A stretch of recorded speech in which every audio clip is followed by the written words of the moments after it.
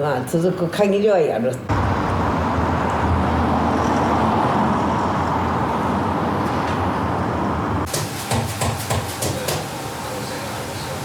那咱地方有个账房整理了。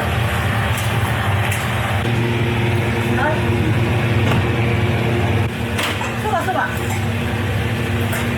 これ油に切ったら生そばをのせます。これほぐさないとくっついちゃうから。そしたらそこにのせます。のせたらお湯の上に。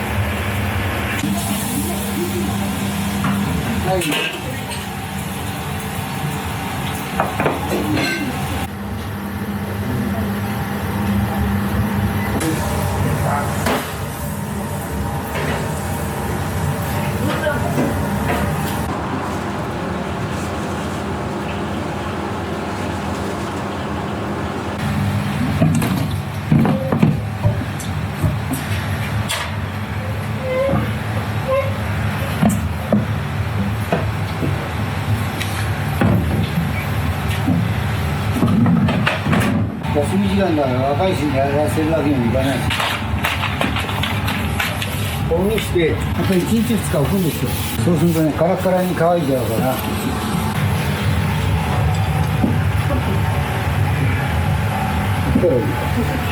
いつものこと。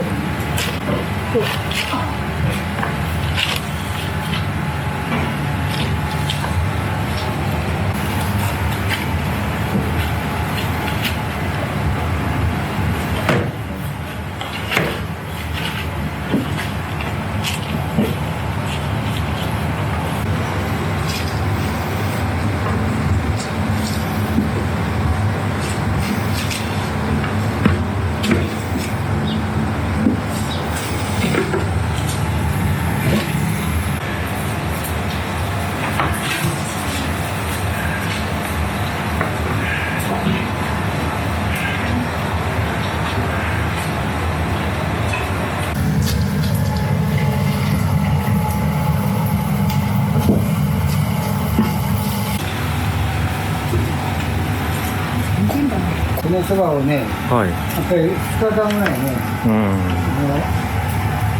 特別な冷凍庫があるんだけど、はい。ここであれして乾かしちゃ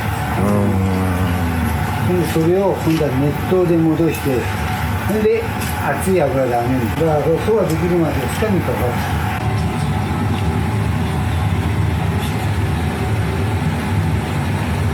ほぐさないと、熱湯かけても固まってるんで、揚げると固まったまんまなんです。こういうふうにだからこうやってほぐさなきゃならない。そうか。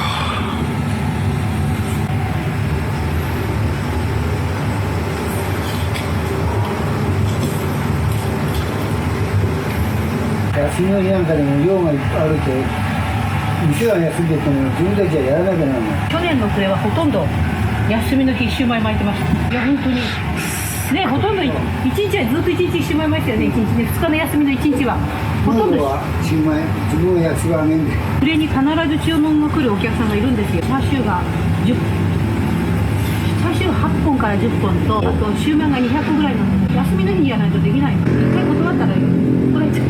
なんかもう今年も76になっちゃう。うちの女房なんかはさ、大体もう8時ちょっと過ぎにはもう来てるんですよ。僕も8時半頃来るんでしょ。ほんで休憩ないしで夜帰るの12時頃だもん。今日早いっていうと今日早いっていうと10時半か。そうね、帰るの。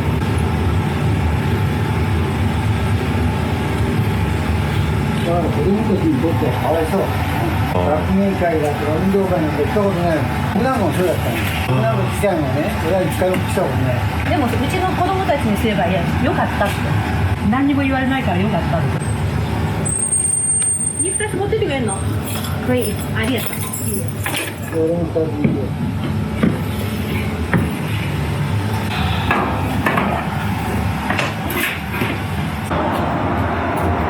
これをね、はい、ここまで出しといて、はい、だからこの焼きそば用の冷蔵庫があるんですよ。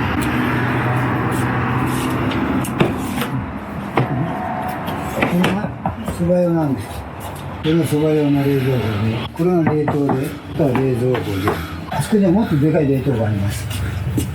冷めるまでここ置いて、冷めたらかぶして、ここ入れます。ここへ。そんで大体1日か2日を寝かすと、これがもうパリッパリになっちゃうんです。パリッパリになったやつを今度は熱湯で戻して油で揚げるんで。だからどんな年寄りの方でも食べても口の中に刺さるってことない。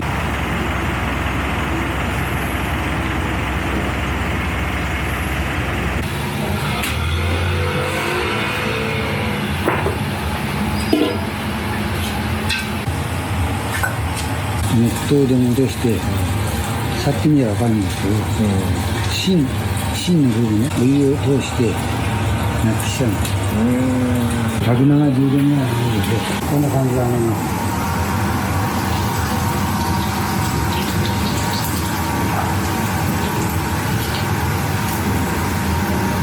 これだけはまだ6年の国をやらずに少ないから揚げをする分の火事になっちゃうからね。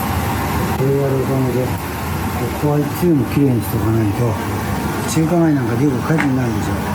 ここからの火が一応この中が汚いとこのまま燃えちゃうんです。これに油が溜まってて火がついてる。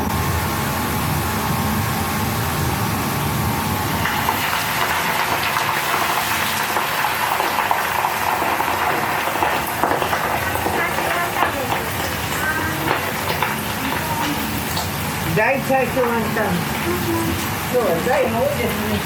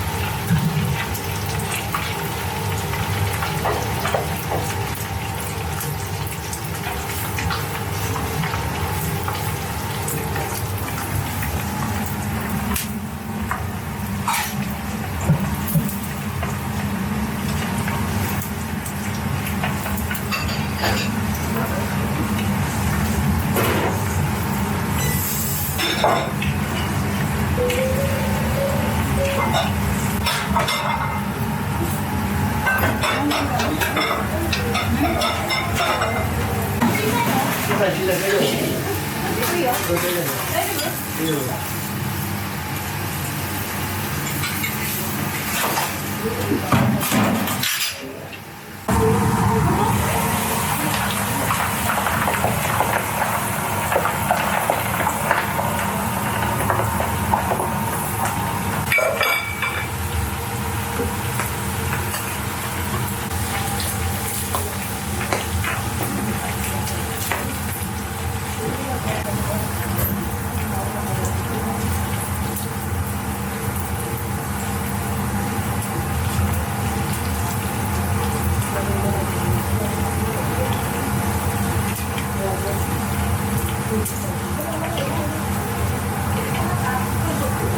シューマイ1、チャーハン1です。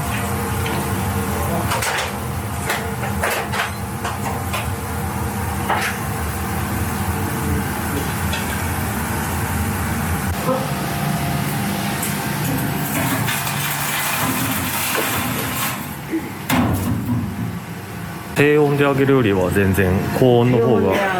油吸っちゃって。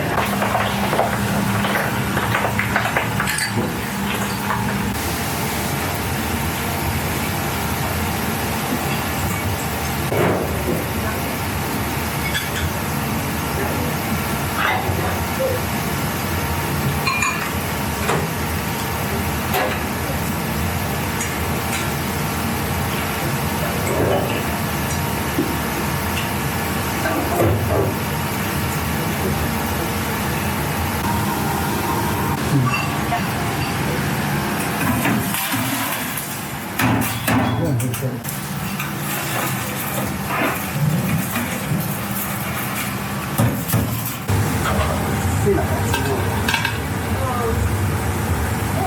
れはこうなぜやるかって言ったらね、ここに筋が入ってるんですよ。切れ目がこの中に溜まった油を出すために一回一回全部どんどん食べてこのくらいの柔らかさだね。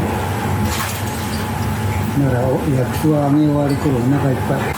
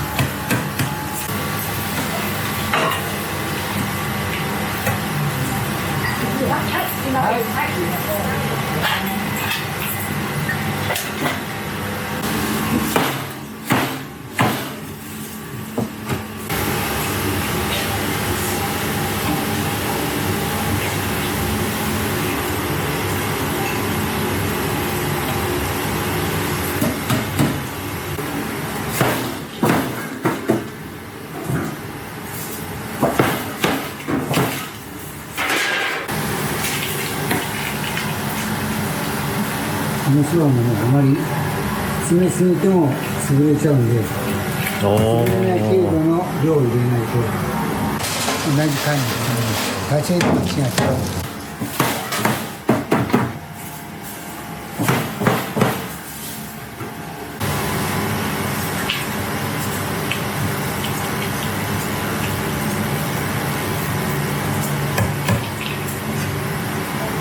休み時間でも働いてる人間だけですね。だからたまによそのお店の人がね、こんなツアーをやりたいから聞いてくれって来るんですよ。だけどうちはね、大変だからね、動いてもできませんよって、いや大丈夫ですなんつって、やらせてみたらね、やんない。自分専門だからこうやってやるようなもんで、一つ損したらそういうことしないですよ。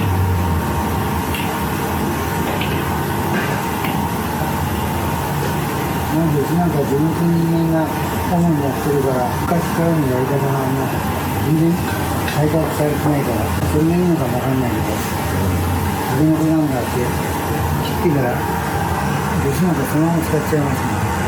うちは全部2時間ぐらい料理してアクを完全に取り切っちゃって臭みも取り切ってタケノコだってね、今日はこれでしょ、明日はこっちの格好のやつあるでしょ、この格好のやつ入れるんです。こっちが今のこういう感じでね、あさっては大きいやつ、自分の商売だからね。うちのかみさんなんかさ、この商売全く意味ないとこから来たから富士銀行の新宿支店にいたんです。日本銀行の代理店が入ってます。その後全然関係ない東急不動産の受付なんかに。そんならいい。ちょっと行ってきます。はいはい。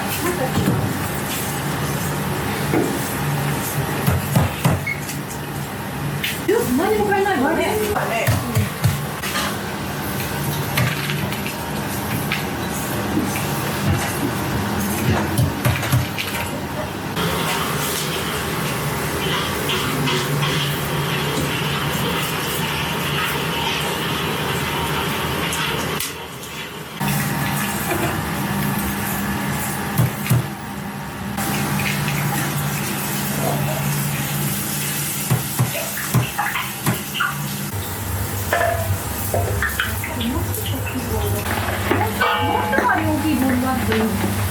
これが一番できるでしょ。これだとちょっと小さいよね。油の量が入ってくるからね、これにその前に目いっぱいにしちゃうと夜店終わった後残っちゃって困っちゃうんです。油なんかめちゃめちゃ高いから材料費の値上がりがすごくて参っちゃう。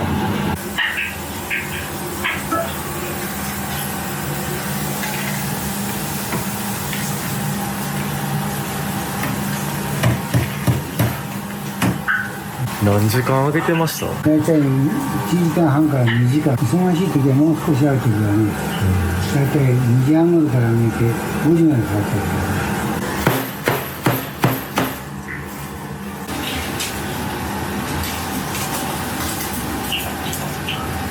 これを昔は僕なんかの学校行ってる時はおふくろとお姉さんたちがやったんです。自分たちがこういう商売入ってやって分かったみたいなんですね。大変だっていう。昔はこの他に配達にやったんですね。でうちの親父ができる時は親父はスキーターかなんかでね、親父のおふくろもかなり大変だったんで、僕なんかもこの店入ってスキーだなんだかんだ言ったら、親父に怒鳴られちゃう。向かいおふくろも親父も袋が特に苦労したですね。親父は病弱だったんで、おふくろと今日ここにいたお姉さんいますよね。あのお姉さんともう一人お姉さんいたんですよ。今亡くなったけど、そのお姉さんが頑張って、その頃自分たちは学校行っててね、いい気分にしてたけど、今見るとやっぱり随分親に苦労かけたんだなっていう頭の中に戻り入っちゃう。昔は本当大変だったみたいな。こう大学卒業する時に中国通信社ってここに研修に来てた時に、この側の駅で全学園が線路自体に走って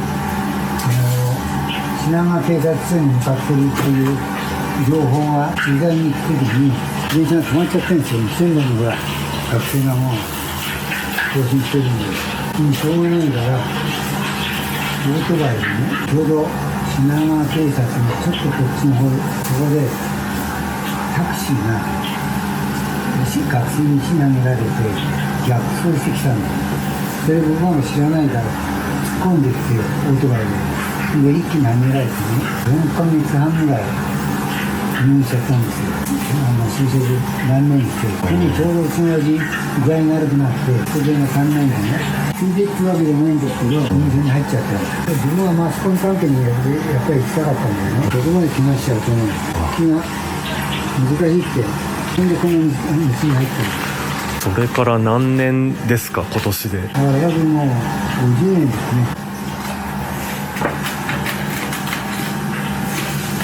僕は確かに新聞記者になりたかったんです。なんてもうすごかったな。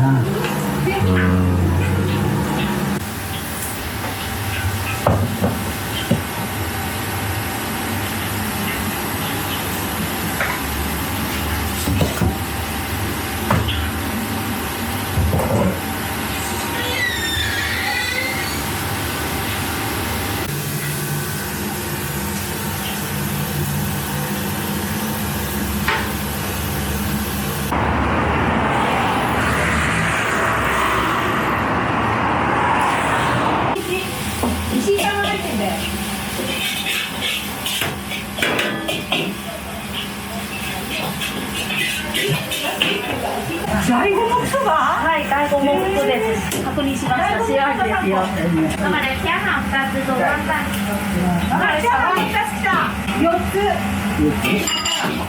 还有2个。そうだ。1.5。加进去了。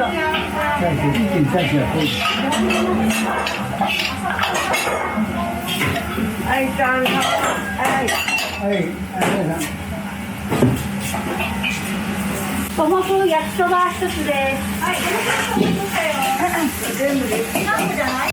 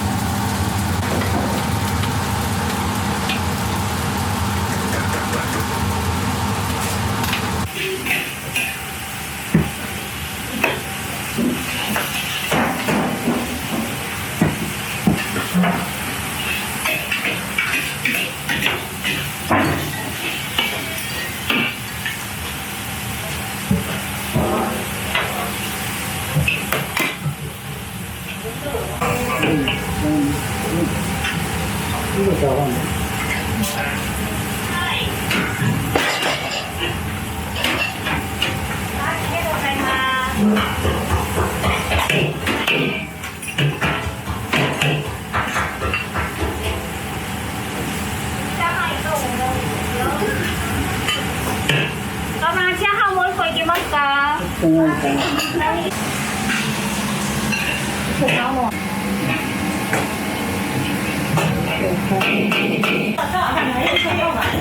じゃあ弁護士会計士辞めちゃったの？いや、お客ないもん。だってお客ないもん。小饭碗1个人。还有一个。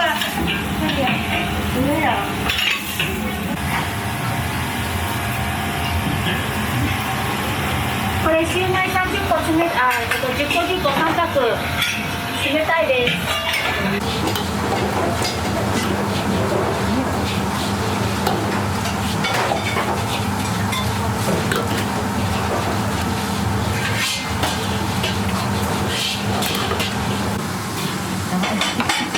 いいですか？取りますね。銀行の名前わかんないでしょ？それが番号聞いたってわかんないじゃん。だから私9日の日にじゃあ2時9日の日ね。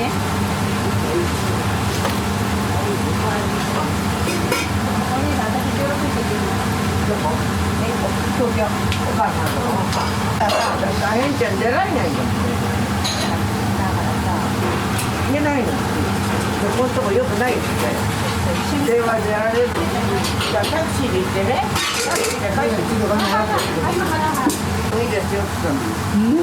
どうもお客さんどっちなんですか。私あれですって。お名前言われたらこうするこうって言ったのね。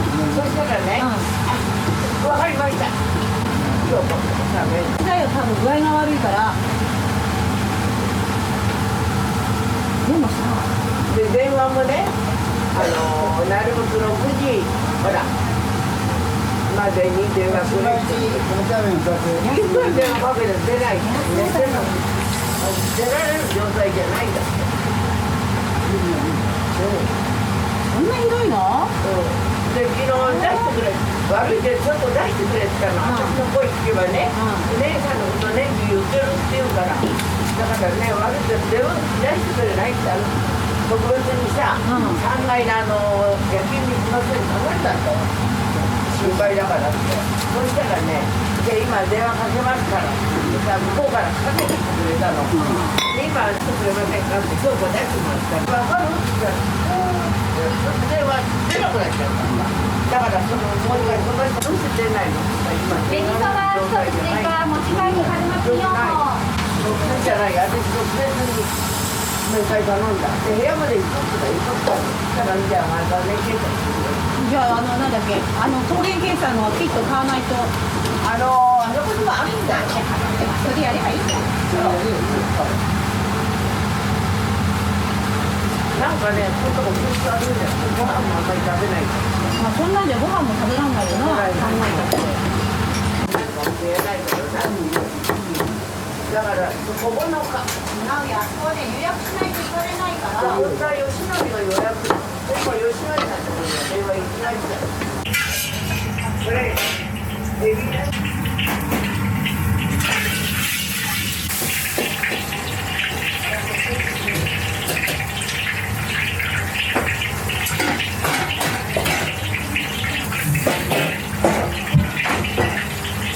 美容院に来てもね、美容院頭かけてくれないし。だからちょっと桜状態が起きてるんだよ。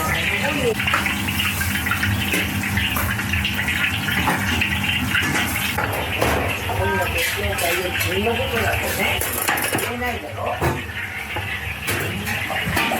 ほら、あれも早くしよう。買うのよ。あれもめんどくさいみたい。めんどくさいから。あれもね、窓口まで行かないとね。ほら、今度今度するよ。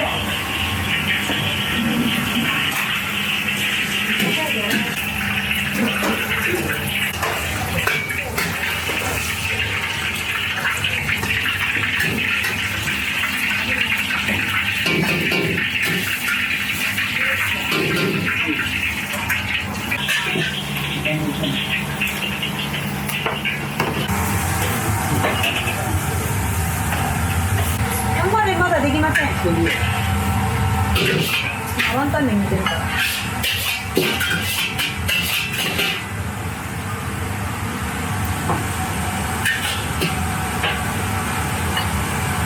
げワンタンも2人1つ。ワンタン麺2つ1つですね。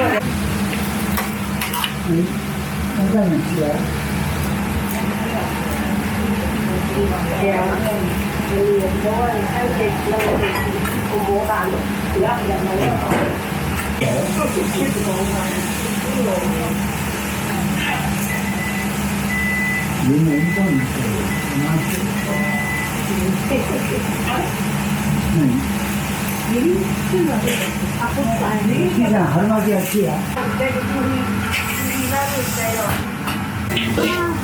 悪いけどすぐお湯沸かしたらすぐやるからちょっと待って。でお茶がといいよ。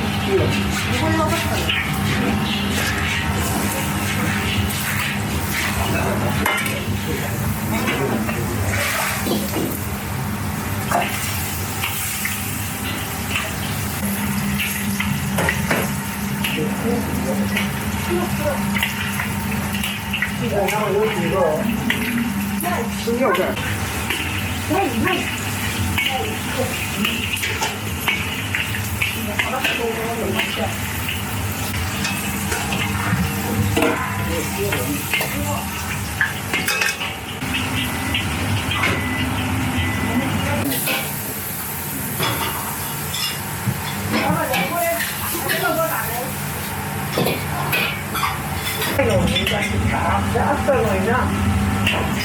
見えるみたいだ。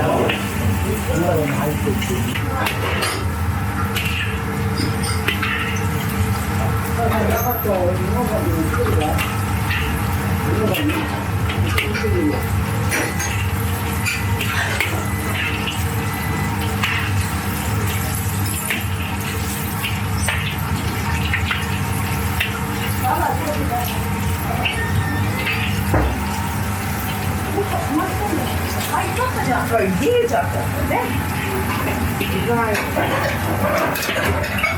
これにしよう。これも大きいからこれにしよう。だから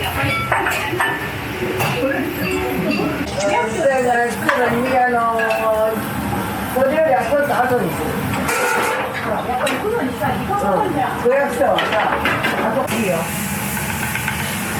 ほら、あっちはさ、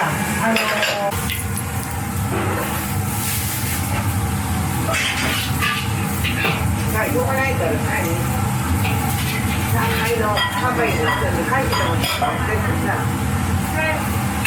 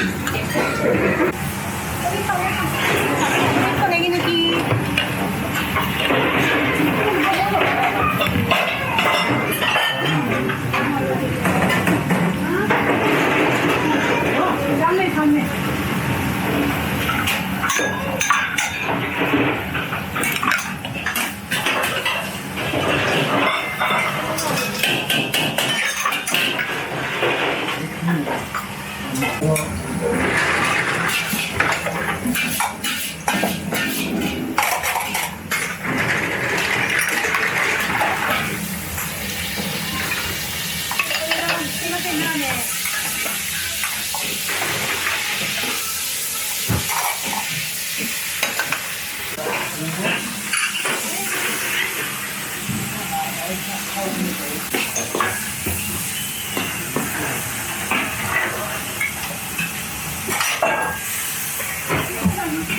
うです。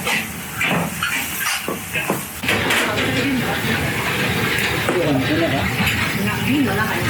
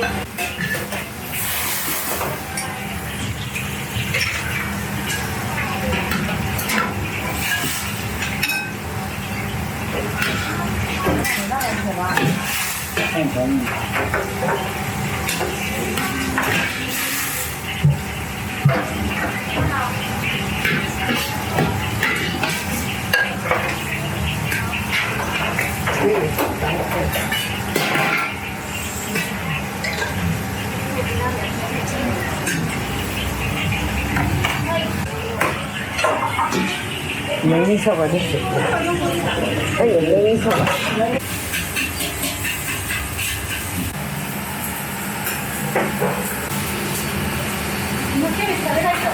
食べないと柔らかい。キャベツだけ食べなくて、柔らかい。だからあれなら食べられるんだろうけどさ。だったらやけに柔らかいからさ、これ食べられなかったらね。酒のこのスープにね、上の方乾いちゃうんで、2個1000ね、2個1000。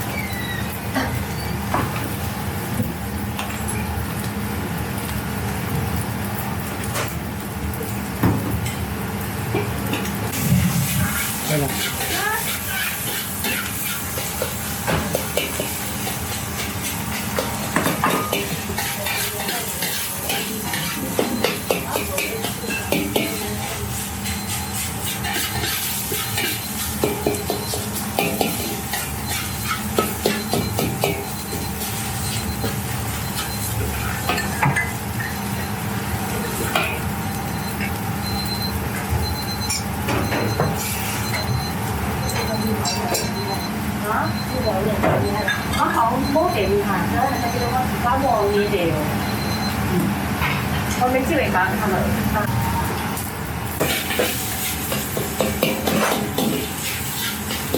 燒麥。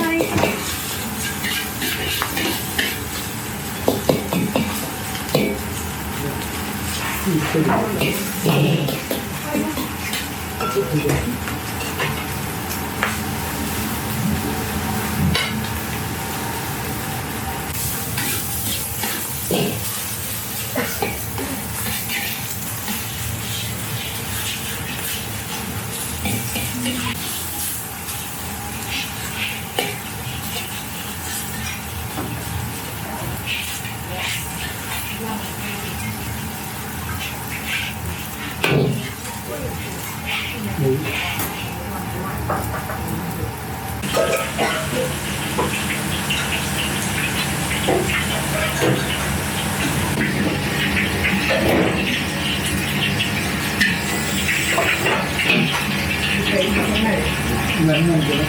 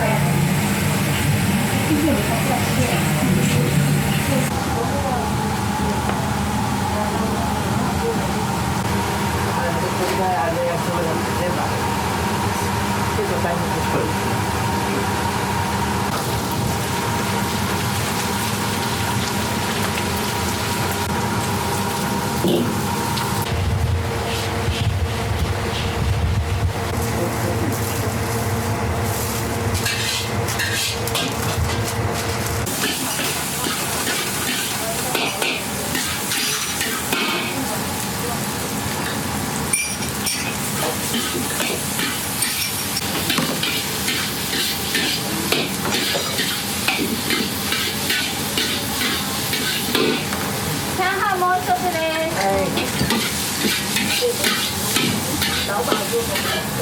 す。シューマイ、揚げワンタン、エビワンタン麺。揚げワンタン来た。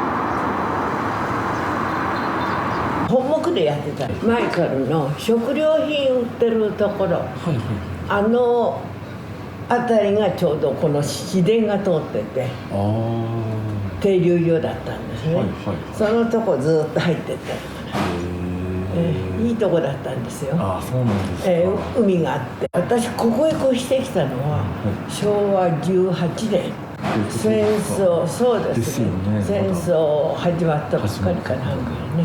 もう外国人はあの辺ずっと海だったんで、外国人は住んではいけないって言われだった。だから全て外国の人は排除された。そうで、みんな私たちはここへ越してきたんですけど、中には中華街行った人もいるし、よそ行った人もいるし、アメリカ人とかそういう人たちはなんか軽井沢とかあっちの方へみんな行ったんですね。働き始めたのは高校を卒業してからです。今でいうと洋裁学校、ドレスメーカーがした、あそこへ2年間行って、それからずっと、私今89。元気ですね。70年ぐらい。そうですね。うわ、すごいですね。ちっとも楽できない。結局ね、母親もこういう商売でじゃないんですよね。あ、もともとは生まれは中国なんです。それでこっち来てお嫁に来て、それから覚えたんですね。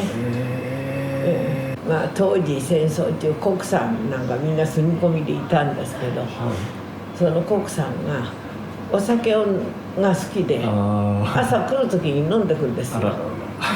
それで仕事してて広そばだからお酒が回ってきちゃうでしょ。そうすると仕事ができなくなっちゃう。そんで見よう見まねでね覚えて、だからよそ修行には行ったわけじゃないんですけどね、見よう見まねでね、まだ下に4人も兄弟がいたんですよ。うちのお母さんはね結局で、お父さんが割り方弱かったんですね。お体がですからお母さん頑張って、気性もだから男みたい、結構度胸があってね、戦後いろいろこうヤクザが来たりなんかしてもびくともしない、平気ですよ。で弟2人は戦後生まれなんです。上3人女なんです。私が一番上で、2番目はちょっと亡くなって、3番目も今ちょっと具合が悪い。そうなんですね。ちなみにこのキッチン長いことやられてますけど、やっぱり焼きそば、片焼きそばですけど、働き始めた時からもうすでにあったものなんですね。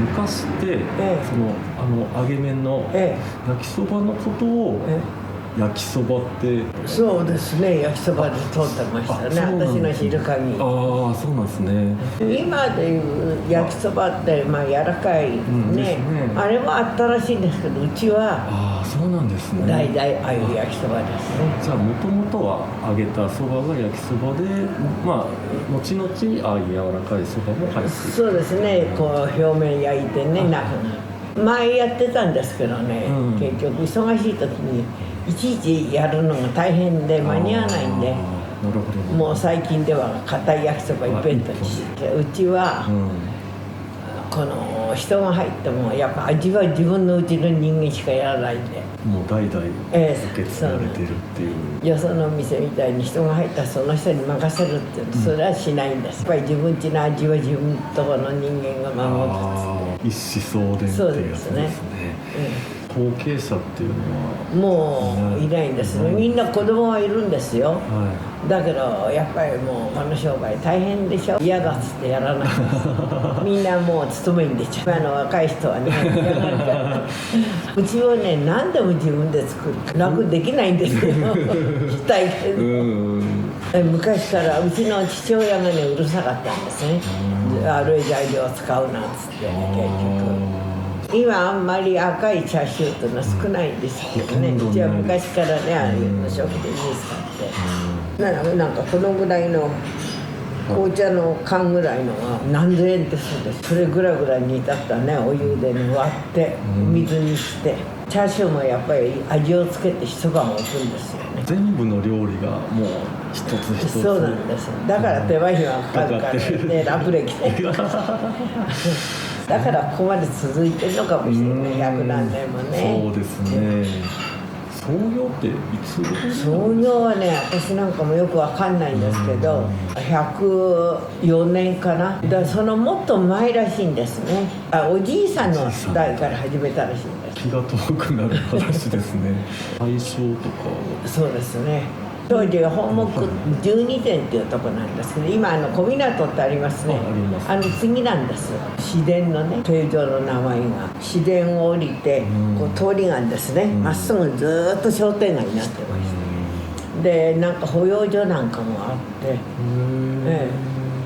でなんていうのかしら、昔の人がよく言う本木のホテル街っていうのがあって、茶ぶ屋街っていうんですか、結構有名な方がね来てたみたいです。アメリカのあれが進駐してきてもうだいぶ変わっちゃって、もうその面影は全然ないんですね。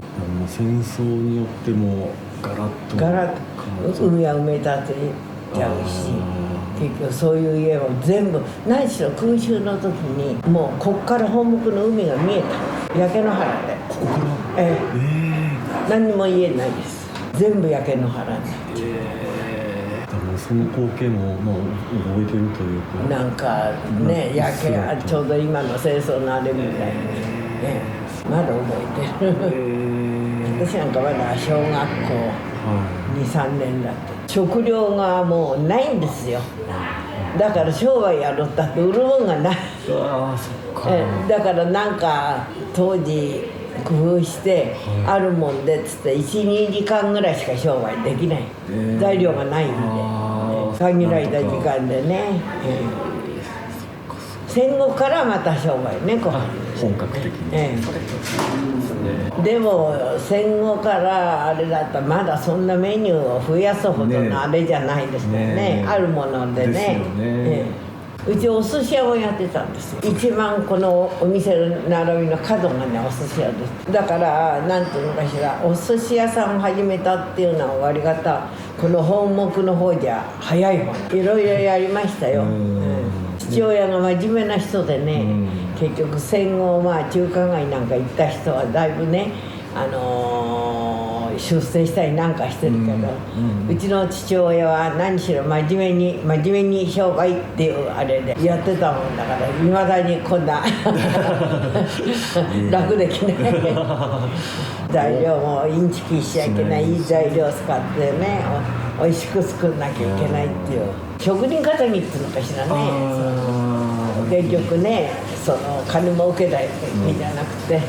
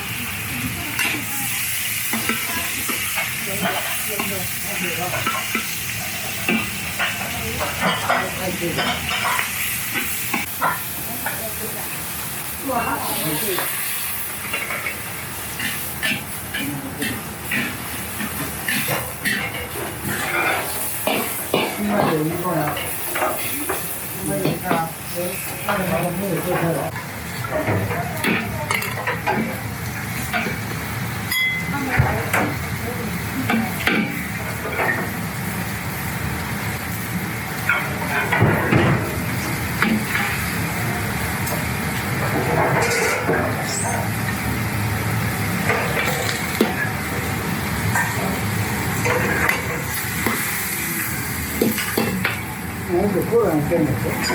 コーラ飲みたいって言って。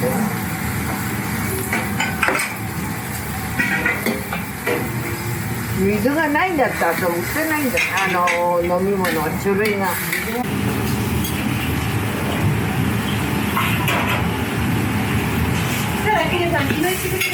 春巻き1、シューマイ2つ、乾麺、そば、枝豆です。ないな。ないコーラじゃないの？ない。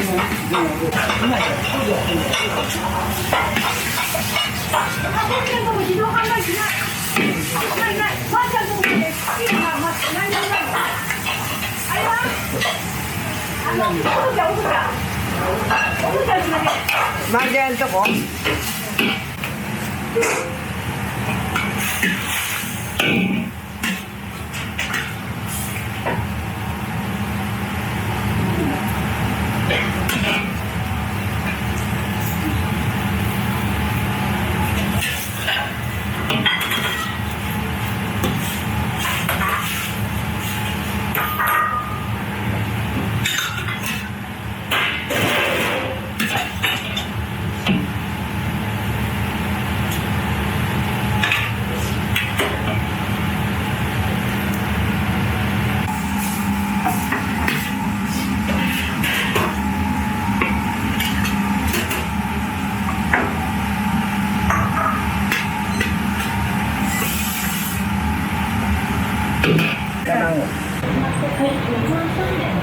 生